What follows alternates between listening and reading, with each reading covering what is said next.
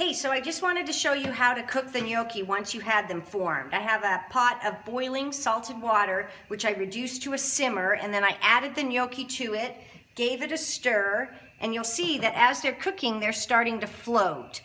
And then once they get floating, go about 2 minutes longer, and that will cook them through.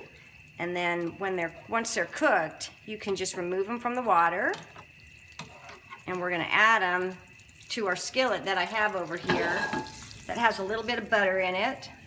You can just go ahead and toss that in, and I've got some that I already did here. So we're going to toss that in. And to that, we're going to add a little bit of that smashed tomato sauce that we made in the recipe. And this is just, I like to use a combination of different heirloom tomatoes, but you can use all red, whatever you have at the market is great.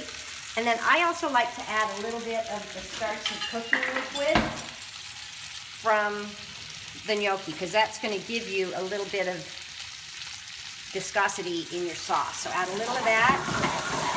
And you don't want to stir it too much, just give it a little toss.